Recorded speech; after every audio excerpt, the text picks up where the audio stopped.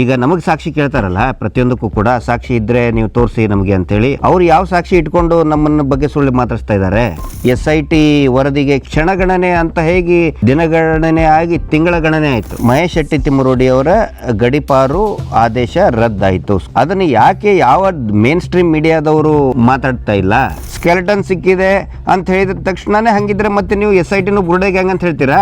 ರಾಷ್ಟ್ರೀಯ ಪ್ರಕೃತಿ ಚಿಕಿತ್ಸೆ ದಿನಾಚರಣೆ ಪ್ರಯುಕ್ತ ಪ್ರಜಾವಾಣಿಯಲ್ಲಿ ನಕಲಿ ದೇವ ಮಾನವನ ಫೋಟೋ ಹಾಕಿ ಅವನು ಬರೆದಿದ್ದು ಅಂತ ಅದೊಂದು ಆರ್ಟಿಕಲ್ ಬರ್ತದೆ. ಪ್ರಕೃತಿಗೂ ಆ ವ್ಯಕ್ತಿಗೂ ಏನ್ರಿ ಸಂಬಂಧ? ಚಿಕಿತ್ಸೆ ಅಲ್ಲಲ್ಲ, ದೊಡ್ಡ ದೊಡ್ಡ ಸ್ಟಾರ್ಗಳು, ಸಿನಿಮಾ ಸ್ಟಾರ್ಗಳು, ರಾಜಕಾರಣಿಗಳು ಶೋಕಿ ಮಾಡಕ್ ಬರುವಂತ ಅಡ್ಡೆ ಅದು. ಹೈಟೆಕ್ ಮಸಾಜ್ ಪಾರ್ಲರ್ ಅದು. ಶವ ಬಿದ್ದ ಸ್ಥಳ ಪ್ರಕೃತಿ ಚಿಕಿತ್ಸಾಲಯ ಅಂತ ಹೇಳೋ ಬದಲು ಮಣ್ಣ ಸಂಕ ಅಂತ ಬರೀತಾರೆ. ಅಂದ್ರೆ ಡೈವರ್ಷನ್ ಮಾಡಿಬಿಡೋದು. ಕೊಲೆ ಅತ್ಯಾಚಾರ ಆರೋಪ ಬಂದಾಗ ನಾವು ಗಣ್ಯರು, ನಾವು ಪ್ರಕೃತಿಯ ಹರಿಕಾರರು, ನಾವು ಮಾನವತೆಯ ಹರಿಕಾರರು ಅಂತ ತೋರ್ಸಕ್ ಇವುಗಳೆಲ್ಲ ಸ್ಟಂಟು. ಕತ್ತಲೆಯಲ್ಲಿರುವಂತ ಪ್ರಕರಣಗಳನ್ನ ಬೆಳಕಿಗೆ ತರೋದನ್ನ ಬಿಟ್ಟು ಮಾಧ್ಯಮಗಳು ದೀಪೋತ್ಸವದ ಪ್ಯಾಕೇಜ್ ತಗೊಂಡು ಬಂದು ಮತ್ತು ಕತ್ತಲೆಯಲ್ಲೇ ಇಡ್ತಾ ಇದ್ದಾರೆ. ಮರಗಳನ್ನ ಹಾಡ್ ಹಗಲೇ ಕಡ್ದು ಹಾಕಿದ್ರು. ಈ ಮನುಷ್ಯ ಏನು ಪ್ರಕೃತಿ ಬಗ್ಗೆ ಮಾತಾಡ್ತಾನೆ? ಸಂಚಾರಿ ಸ್ಟುಡಿಯೋದ ಎಲ್ಲ ವೀಕ್ಷಕರಿಗೆ ಸ್ವಾಗತ. ಇವತ್ತು ನಮ್ಮ ಜೊತೆ ಗಿರೀಶ್ ಮಠನ್ ಅವರಿದ್ದಾರೆ. ಇತ್ತೀಚೆಗೆ ಕೆಲವೊಂದು ಬೆಳವಣಿಗೆಗಳ ಬಗ್ಗೆ ಮಾತಾಡೋಣ. ನಮಸ್ತೆ ಸರ್. ನಮಸ್ತೆ ಸರ್. ಮೀಡಿಯಾಗಳಿಗೆಲ್ಲ ಬೈತೀರಾ ಸರ್? ಯಾಕೆ ಸರ್? ಮೀಡಿಯಾಗಳಿಗೆ ನಾನೇನು ಬೈದಿಲ್ಲ, ಅದನ್ನು ವಿಶ್ಲೇಷಣೆ ಮಾಡೋದು. ಮುಖ್ಯವಾಹಿನಿಗಳಿಗೆ ಕೆಲವೊಬ್ಬರು ನನಗೆ ಸಜೆಷನು ಕೊಟ್ಟರು. ಮೇನ್ ಸ್ಟ್ರೀಮ್ ಮೀಡಿಯಾಕ್ಕೆ ಟೀಕೆ ಮಾಡಬೇಡಿ, ಎದುರು ಹಾಕ್ಕೋಬೇಡಿ ಅಂತ ಹೇಳಿದರು. ನಾವು ಎದುರು ಹಾಕ್ಕೊಳ್ಳೋದಾಗಲಿ ಬೈಯೋದಾಗಲಿ ಅಲ್ಲ, ನಾನು ವಿಶ್ಲೇಷಣೆ ಮಾಡ್ತಾಯಿದ್ದೀನಿ. ಯಾಕಂತ ಹೇಳಿದರೆ ನೋಡಿ, ಮಾಧ್ಯಮಗಳಿಗೆ ಯಾಕೆ ಇಷ್ಟೊಂದು ಅವಸರ? ರಾಜಕಾರಣಿಗಳಿಗೆ ಇಷ್ಟೊಂದು ಯಾಕೆ ಅವಸರ SIT ಮುಗಿಸ್ಬೇಕು ಅಂಥೇಳಿ? SIT ನಿಲ್ಲಿಸಬೇಕು ಅಂಥೇಳಿ ಯಾಕೆ ಒಳಗಡೆ ಅಂತ ಪಿತೂರಿ ಮಾಡ್ತಾಯಿದ್ದಾರೆ? ನೋಡಿ, ರಾಜಕಾರಣಿಗಳು MLA ಅವರು ಹೇಳ್ತಾ ಇದ್ದಾರೆ SIT ಬೇಗ ತನಿಖೆ ಮುಗಿಸ್ಬೇಕು, ವರದಿ ಕೊಡಬೇಕು ಅಂತ ವಿಶ್ವನಾಥ್ ಅವರು ಹೇಳಿದರು. ಆಮೇಲೆ ಗೃಹ ಸಚಿವರು ಕೂಡ ನಾನು ಹೇಳಿದ್ದೇನೆ ಮುಗಿಸಿ ಅಂತ. ಯಾಕೆ? ಏನು ಅವಸರ? ಆನಂತರ ಮಾಧ್ಯಮಗಳು ನಿರಂತರವಾಗಿ ದಿನ ಒಬ್ಬೊಬ್ಬರನ್ನ ಕರ್ಕೊಂಡು ಬಂದು ಹಠಕ್ಕೆ ಬಿದ್ದಂಗೆ ನಮ್ಮನ್ನು ಸುಳ್ಳು ಬಯಸ್ತಾ ಇದ್ದಾರೆ. ಯಾಕೆ ಅವ್ರಿಗಿಷ್ಟು? ಯಾಕೆ ಅಷ್ಟೊಂದು ಪ್ರೆಷರಲ್ಲಿದ್ದಾರೆ? ನನಗೆ ಅವರು ಮಾಡ್ತಾ ಇರೋದು ನೋಡಿದರೆ they are under severe pressure. ಯಾವುದೋ ಒಂದು ಆಮಿಷಕ್ಕೇನೋ ಪ್ರಭಾವಕ್ಕೋ ಒಳಗಾಗಿ ಕೆಲಸ ಮಾಡ್ತಾ ಇದ್ದಾರೆ ಅಂತೇಳಿ ನನಗಲ್ಲ, ಎಲ್ಲರಿಗೂ ಅನಿಸ್ತದೆ. ಯಾಕೆ ಪ್ರತಿದಿನ ಹಠಕ್ಕೆ ಬಿದ್ದವ್ರಂಗೆ ಒಬ್ಬೊಬ್ಬರನ್ನ ಇಲ್ಲ ಸಲ್ಲದು ಇದ್ದಿದ್ದು ಹೇಳಿದರೆ ಓಕೆ. ಈಗ ನಮಗೆ ಸಾಕ್ಷಿ ಕೇಳ್ತಾರಲ್ಲ ಪ್ರತಿಯೊಂದಕ್ಕೂ ಕೂಡ, ಸಾಕ್ಷಿ ಇದ್ದರೆ ನೀವು ತೋರಿಸಿ ನಮಗೆ ಅಂತೇಳಿ, ಅವ್ರು ಯಾವ ಸಾಕ್ಷಿ ಇಟ್ಕೊಂಡು ನಮ್ಮನ್ನ ಬಗ್ಗೆ ಸುಳ್ಳು ಮಾತಾಡ್ತಾ ಇದ್ದಾರೆ? ಆನಂತರ ಒಂದು ತಿಂಗಳಿನಿಂದನೂ ಕೂಡ SIT ವರದಿಗೆ ಕ್ಷಣಗಣನೆ ಅಂತ ಹೇಗೆ ದಿನಗಣನೆ ಆಗಿ ತಿಂಗಳ ಗಣನೆ ಆಯಿತು. SIT ಈಗ ಮೊನ್ನೆ ಸ್ಟೇ ಬಂದಿದ್ದು, ವೆಕೆಟ್ ಆಗಿದ್ದು, ಅದು ಜಾಸ್ತಿ ಅದ್ರ ಬಗ್ಗೆ ಮಾತಾಡಲಿಲ್ಲ ಸರ್. ನೋಡಿ, ಅದೇ ನಾನು ಹೇಳೋದು. ನಿನ್ನಿಲ್ದ ಮೊನ್ನೆ ಮಹೇಶ್ ಶೆಟ್ಟಿ ತಿಮ್ಮರೋಡಿ ಅವರ ಗಡೀಪಾರು ಆದೇಶ ರದ್ದಾಯಿತು, ಸ್ಕ್ವಾಶ್ ಆಯಿತು. ಇನ್ನು 15 ದಿನ ಕಾಲಾವಕಾಶ ಕೊಟ್ಟು ಮತ್ತೆ ಏನಾದರೂ ನೀವು ಫ್ರೆಶ್ ಆಗಿ ಕಾನೂನುಬದ್ಧವಾಗಿ ನೀವು ಮಾಡೋದಾದರೆ ಮಾಡಿ ಅನ್ನೋ ಒಂದು ಇದರಲ್ಲಿ ಮಾನ್ಯ ಹೈಕೋರ್ಟ್ ಹೇಳಿದೆ. ಅದನ್ನು ಯಾಕೆ ಯಾವ ಮೇನ್ ಸ್ಟ್ರೀಮ್ ಮೀಡಿಯಾದವರು ಮಾತಾಡ್ತಾ ಇಲ್ಲ?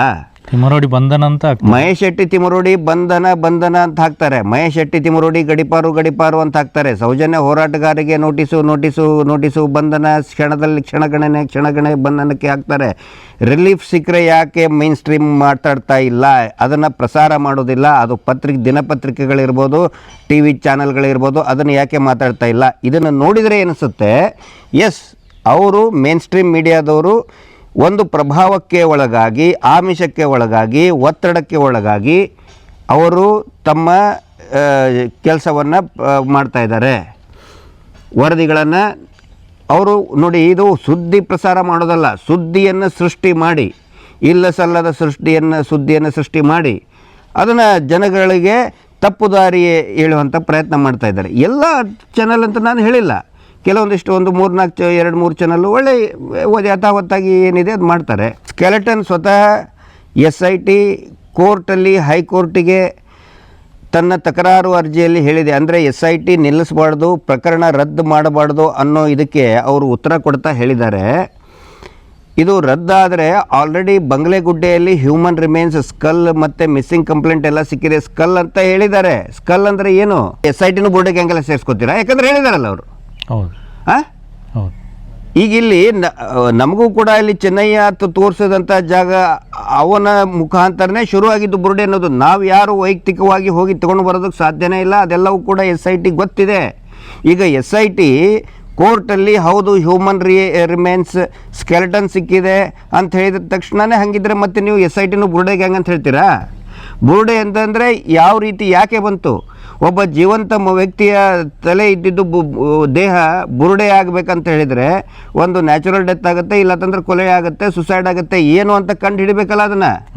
ಹಂಗೆ ಹೇಳೋರಿಗೆ ನೀವು ಈ TV ಚಾನಲ್ನವರು ಈಗ ಆ ಕಡೆ ಪ್ರಭಾವಿ ಅತ್ಯಾಚಾರಿಗಳ ಪರವಾಗಿ ಇರುವಂಥವರು ಬುರುಡೆ ಗ್ಯಾಂಗ್ ಅಂತ ಗೇಲಿ ಮಾಡ್ತಾರೆ. ಎಲ್ರಿಗೂ ಬುರುಡೆ ತಾನೇ ಇರೋದು, ಎಲ್ಲರ ತಲೆಯಲ್ಲಿ ಇದರಲ್ಲಿ ಏನಿದೆ? ಬುರುಡೆನೇ ತಾನೇ. ಅಲ್ಲಿ 38 ಬುರುಡೆ ಹೂತಾಕಿರೋದಕ್ಕೆ ದಾಖಲೆ ಇಲ್ಲ.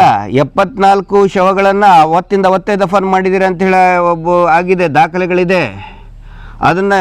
ಅದನ್ನು ತನಿಖಾ ವರದಿ ಮಾಡೋದು ಬಿಟ್ಟು ಈ ಕೆಲವೊಂದಿಷ್ಟು TV ಚಾನಲ್ಗಳು ಏನು ಮಾಡ್ತಾ ಇದ್ದಾರೆ, ಬುರುಡೆ ಗ್ಯಾಂಗ್ ಅಂತ ಮಾಡಿ ಕ್ಷಣಗಣನೆ ನಿಂತು ಬಿಡ್ತು ಇವರು ಬುರುಡೆ ಗ್ಯಾಂಗು. ಹೀಗಾಗಿ ನಾವು ಅವರು ಹೇಳ್ತಾ ಇರೋದನ್ನು ಅವ್ರಿಗೆ ವಾಪಸ್ ಹೇಳ್ತಾ ಇದ್ದೀವಿ. ನೋಡಿ, ನಾವು ದಾರಿ ತಪ್ಪಿದಾಗ, ರಾಜಕಾರಣಿಗಳು ದಾರಿ ತಪ್ಪಿದಾಗ, ಯಾವುದಾದ್ರೂ ಮುಖಂಡರು ದಾರಿ ತಪ್ಪಿದಾಗ ಅದನ್ನು ಎಚ್ಚರಿಕೆ ಪ್ರಶ್ನೆ ಮಾಡುವಂಥ ಕೆಲಸ ಮಾಧ್ಯಮಗಳು ಮಾಡಬೇಕು. ಆದರೆ ಮಾಧ್ಯಮಗಳು ದಾರಿ ತಪ್ಪಿದಾಗ ನಾವು ಅವ್ರಿಗೆ ಪ್ರಶ್ನೆ ಮಾಡ್ತಾ ಇದ್ದೀವಿ. ನಮ್ಮನ್ನು ಹೊಗಳಿರಿ ಅಂತ ನಾವು ಖಂಡಿತ ಯಾವ TV ಚಾನಲ್ಗೂ ಹೇಳಿಲ್ಲ, ಯಾವ ಪತ್ರಿಕೆಗೂ ಕೂಡ ನಾವು ಹೇಳಿಲ್ಲ. ವಾಸ್ತವ ಏನಿದೆ ಅಟ್ಲೀಸ್ಟ್ ಅದನ್ನಾದರೂ ಮಾಡಿ. ಆ ಪ್ರಜಾವಾಣಿಯಲ್ಲಿ ನಿನ್ನೆ ನೋಡಿ, ಆ ನಕಲಿ ದೇವಮಾನವ ಬರೆದಂತಹ ಅಂಕಣ, ಆ್ಯಕ್ಚುಲಿ ಅವ್ರಿಗೆ ಬರೆಯೋಕ್ಕೆ ಬರೋದಿಲ್ಲ, ಅವನು ಘೋಸ್ಟ್ ರೈಟರ್ಗಳನ್ನು ಇಟ್ಕೊಂಡು ಬರೀತಾನೆ. ಯಾವ ಘೋಸ್ಟ್ ರೈಟರ್ ಅನ್ನೋದು ನನಗೆ ಪರಿಚಯ ಇದೆ. ಯಾವುದು ರಾಷ್ಟ್ರೀಯ ಪ್ರಕೃತಿ ಚಿಕಿತ್ಸೆ ದಿನಾಚರಣೆ ಪ್ರಯುಕ್ತ ಪ್ರಜಾವಾಣಿಯಲ್ಲಿ ಸೆಂಟರ್ ಪೇಜ್ ಆರ್ಟಿಕಲ್ನಲ್ಲಿ ಆ ವ್ಯಕ್ತಿ ನಕಲಿ ದೇವಮಾನವನ ಫೋಟೋ ಹಾಕಿ ಅವನು ಬರೆದಿದ್ದು ಅಂತ ಅದೊಂದು ಆರ್ಟಿಕಲ್ ಬರ್ತದೆ. ಪ್ರಕೃತಿಗೂ ಆ ವ್ಯಕ್ತಿಗೂ ಏನ್ರಿ ಸಂಬಂಧ? ಆ ಪ್ರಕೃತಿ ಚಿಕಿತ್ಸಾಲಯ ಇಟ್ಟಿದ್ದಾರೆ ಧರ್ಮಸ್ಥಳದಲ್ಲಿ, ಅದು ಸರ್ಕಾರಿ ಜಾಗೆ, ಅದು ಅಲ್ಲಿ ನಾವು ಹೂದೋಟ ಮಾಡ್ತೀವಿ, ಆನಂತರ ಪ್ರಾಣಿ ಸಂಗ್ರಹಾಲಯ ಮಾಡ್ತೀವಿ ಅಂತ ಹೇಳಿ ಹೊಡ್ಕೊಂಡಂತಹ ಲಪಟಾಯಿಸಿದಂತಹ ಜಾಗೆಯಲ್ಲಿ ಇವರು ಪ್ರಕೃತಿ ಚಿಕಿತ್ಸಾಲಯ ಮಾಡಿ, ಇವ್ರದ್ದೇನು ಕೊಡುಗಿದೆ ಪ್ರಕೃತಿ ಚಿಕಿತ್ಸೆಯಲ್ಲಿ? ಪ್ರತಿಯೊಂದನ್ನು ಕೂಡ ದಂಧೆ ಬಿಸ್ನೆಸ್ ಮಾಡ್ತಾರಲ್ಲಿ. ನೀವು ಇವತ್ತು ದಿನ ಹೋಗಿ ಚಿಕಿತ್ಸೆ ತಗೊಂಡು, ಚಿಕಿತ್ಸೆ ಅಲ್ಲಲ್ಲ, ದೊಡ್ಡ ದೊಡ್ಡ ಸ್ಟಾರ್ಗಳು, ಸಿನಿಮಾ ಸ್ಟಾರ್ಗಳು, ಶೋಕಿ ಮಾಡೋಕ್ಕೆ, ರಾಜಕಾರಣಿಗಳು ಶೋಕಿ ಮಾಡೋಕ್ಕೆ ಬರುವಂಥ ಅಡ್ಡೆ ಅದು ಮಸಾಜ್ ಪಾರ್ಲರ್. ಅದು ಹೈಟೆಕ್ ಮಸಾಜ್ ಪಾರ್ಲರ್. ಅದು ಸೌಜನ್ಯ ಡೆಡ್ ಬಾಡಿ ಬಿದ್ದಿದ್ದು ಎಲ್ಲಿ? ಮಣ್ಣ ಸಂಕ ಅಂದರೆ ಏನು? ಇವರು ತುಂಬ ಜಾಣತನದಿಂದ ಪೊಲೀಸ್ ವರದಿಯಲ್ಲಿ ಏನು ಬರೀತಾರೆ? ಮಣ್ಣ ಸಂಕ. ಯಾಕೆ ಪ್ರಕೃತಿ ಚಿಕಿತ್ಸಾಲಯ ಎದುರಿಗೆ ಅಂತ ಬರೋದಿಲ್ಲ? ಯಾಕೆ? ನೋಡಿ ಇಲ್ಲಿ ಯಾವ ಥರ ಡೈವರ್ಟ್ ಮಾಡ್ತಾರೆ ಇವರು ಇಶ್ಯೂಗಳನ್ನು. ಆ ಪ್ರಕೃತಿ ಚಿಕಿತ್ಸಾಲಯದ ಎದುರುಗಡೆನೇ ಅವಳ ಕಿಡ್ನ್ಯಾಪ್ ಆಗಿದ್ದು, ಪ್ರಕೃತಿ ಚಿಕಿತ್ಸಾಲಯ ಆ ಕಿಡ್ನ್ಯಾಪ್ ಆದಂತಹ ಇನ್ನೂ ಪಕ್ಕದ ಜಾಗದಲ್ಲೇ ಅವಳು ಡೆಡ್ ಬಾಡಿ ಬಿದ್ದಿದ್ದು, ಶವ ಬಿದ್ದ ಸ್ಥಳ ಪ್ರಕೃತಿ ಚಿಕಿತ್ಸಾಲಯ ಅಂತ ಹೇಳೋ ಬದಲು ಮಣ್ಣ ಸಂಕ ಅಂತ ಬರೀತಾರೆ. ಅಂದರೆ ಡೈವರ್ಷನ್ ಮಾಡಿಬಿಡೋದು. ಈಗ ಅದೇ ಪ್ರಕೃತಿ ಚಿಕಿತ್ಸಾಲಯದ ಓನರ್ ಇವರು ರಾಷ್ಟ್ರೀಯ ಪ್ರಕೃತಿ ಚಿಕಿತ್ಸೆ ದಿನದ ಅಂಗವಾಗಿ ಇವರು ಆರ್ಟಿಕಲ್ ಬರೀತಾರೆ. How come he is related? ಆ ಜಾಗನೇ ಇವರು ಲಪಟಾಯಿಸಿದ್ದು, ಹೂದೋಟ ಮಾಡ್ತೀವಿ ಅಂತ ಹೇಳಿ ಒಂದು ಕಮರ್ಷಿಯಲ್ ದಂಧೆ ಮಾಡ್ತಾ ಇದ್ದಾರೆ. ಆ ವ್ಯಕ್ತಿಗೂ ಪ್ರಕೃತಿ ಅವನ ಕಡೆ ಅವರು ಬರೆದಂಥ ಆರ್ಟಿಕಲ್ ಇದು ಅಂತ ತೋರಿಸ್ತಾರೆ.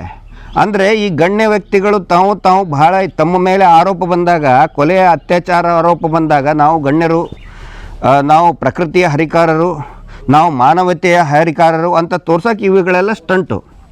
ಅದ್ರ ಹಿಂದಿನ ಪ್ರಜಾವಾಣಿ ಇದರಲ್ಲಿ ಬಂದಿದೆ, ಅರ್ಧ ಪೇಜಿದ್ದು ಲಕ್ಷ ದೀಪೋತ್ಸವದ್ದು ಅಡ್ವರ್ಟೈಸ್ಮೆಂಟ್ ಬಂದಿದೆ. ಎಲ್ಲ ಪೇಪರ್ನವ್ರಿಗೆ ಇವರು ಅಡ್ವರ್ಟೈಸ್ಮೆಂಟ್ ಕೊಡ್ತಾರೆ. ಲಕ್ಷ ದೀಪೋತ್ಸವದ್ದು ಹಕೀಕತ್ತು ಏನಂತ ಹೇಳಿದರೆ ಅದು ಎಲ್ರಿಗೂ ಗೊತ್ತಿದೆ. ಮೀಡಿಯಾದಲ್ಲಿರೋಂಥವ್ರಿಗೆ, ಇಲ್ಲಿರ್ತಕ್ಕಂಥವ್ರಿಗೆ ಗೊತ್ತಿದೆ. ಲಕ್ಷ ದೀಪೋತ್ಸವ ಅಂತ ಹೇಳಿದ್ರೆ ಎಲ್ಲ ದೊಡ್ಡ ದೊಡ್ಡ ಮಾಧ್ಯಮಗಳಿಗೆ ಅಡ್ವರ್ಟೈಸ್ಮೆಂಟ್ ಕೊಡ್ತೀವಿ ಅಂತ ಹೇಳಿ ಕೋಟಿಗಟ್ಟಲೆ ದುಡ್ಡು ಕೊಡ್ತಾರೆ. ದೀಪ ಅಂದರೆ ಏನು ರೀ? ದೀಪ ಹಚ್ಚೋದು ಅಂತ ಹೇಳಿದರೆ ಕತ್ತಲೆ ಹೊಡೆದೋಡಿಸೋಕೆ ಇರುವಂಥ ದೀಪ, ಬೆಳಕು ಅದು ಅಲ್ವಾ? ಇಲ್ಲಿ ಅನೇಕ ನೂರಾರು ಅತ್ಯಾಚಾರ ಕೊಲೆ ಪ್ರಕರಣಗಳು ಕತ್ತಲೆಯಲ್ಲಿದೆ. ಆ ಕತ್ತಲೆಯಲ್ಲಿರುವಂಥ ಪ್ರಕರಣಗಳನ್ನು ಬೆಳಕಿಗೆ ತರೋದನ್ನು ಬಿಟ್ಟು ಮಾಧ್ಯಮಗಳು ದೀಪೋತ್ಸವದ ಪ್ಯಾಕೇಜ್ ತೊಗೊಂಡು ಬಂದು ಮತ್ತು ಕತ್ತಲೆಯಲ್ಲೇ ಇಡ್ತಾ ಇದ್ದಾರೆ. ಅದನ್ನು ನಾವು ಪ್ರಶ್ನೆ ಮಾಡ್ತಾ ಇದ್ದೀವಿ. ಕೆಲವೊಬ್ಬರು ಕೇಳಿದರು, ಜಾಹೀರಾತು ಕೊಡೋದ್ರಲ್ಲಿ ತಪ್ಪೇನಿದೆ? ಹೌದು, ಏನು ತಪ್ಪಿಲ್ಲ. ಆದರೆ ಆ ಆರ್ಟಿಕಲ್ ಬರೆದಂತಹ ನಕಲಿ ದೇವಮಾನ ವ್ಯಕ್ತಿಗೂ ಕೂಡ ಪ್ರಕೃತಿ ರಕ್ಷಣೆಗೂ ಏನು, ಪ್ರಕೃತಿಯನ್ನು ಲೂಟಿ ಮಾಡಿದ್ದು ಬನ್ನಿ ಇಲ್ಲಿ 400 ಅರುಣ್ ಬೋಳಿಯಾರ್ ಅವ್ರದ್ದು ಪಾಪ ನಿಂತು ಮರಗಳನ್ನು 400 ಇನ್ನೂ ಜಾಸ್ತಿ ಮರಗಳನ್ನು ಹಗಲೇ ಕಡ್ದು ಹಾಕಿದ್ರು. ಈ ಮನುಷ್ಯ ಏನು ಪ್ರಕೃತಿ ಬಗ್ಗೆ ಮಾತಾಡ್ತಾನೆ. ಆನಂತರ ಅರಣ್ಯ ಭೂಮಿಯಲ್ಲಿನೇ ಕಲ್ಲು ಕೋರೆ ಇದೆ ಅಲ್ರಿ ಇವ್ರದ್ದು. ಅರಣ್ಯ ಭೂಮಿಯಲ್ಲಿನೇ ಕಲ್ಲು ಕೋರೆ ಇದೆ. ಅನಧಿಕೃತವಾಗಿ ಗಣಿಗಾರಿಕೆಯನ್ನು ಫಾರೆಸ್ಟ್ ಲ್ಯಾಂಡಲ್ಲಿ ಮಾಡ್ತಾ ಇದ್ದಾರೆ.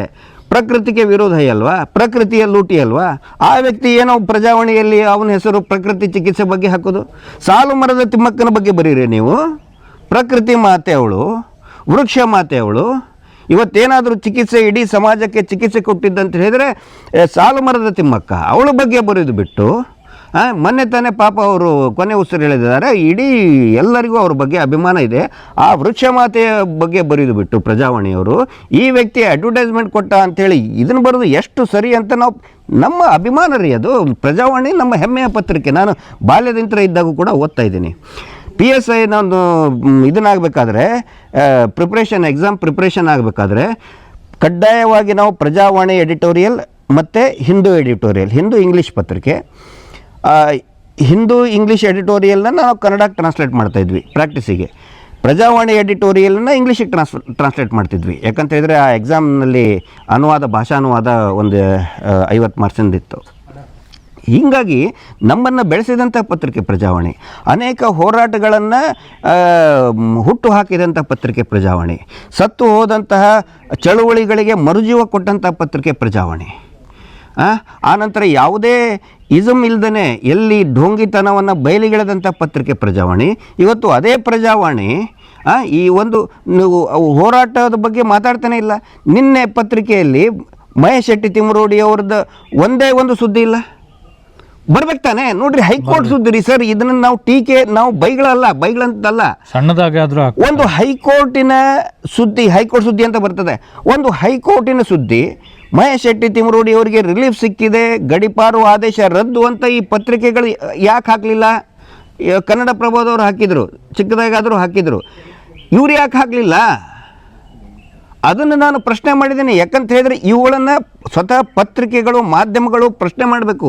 ಸಮಾಜದ ಡೊಂಕುಗಳನ್ನು ತಿದ್ದುವಂಥ ರೈಟ್ಸ್ ಇರೋದೇ ಮಾಧ್ಯಮಗಳಿಗೆ. ಆ ಮಾಧ್ಯಮಗಳಿಗೆ ಅಂಕು ಡೊಂಕು ಆಗಿಬಿಟ್ಟಿದೆಯಲ್ಲ, ಅದಕ್ಕೆ ಸಲುವಾಗಿ ನಾವು ಪ್ರಶ್ನೆ ಮಾಡೇ ಮಾಡ್ತೀವಿ. ನಾವು ಯಾರ ಮುಲಾಜದಲ್ಲೂ ಇಲ್ಲ.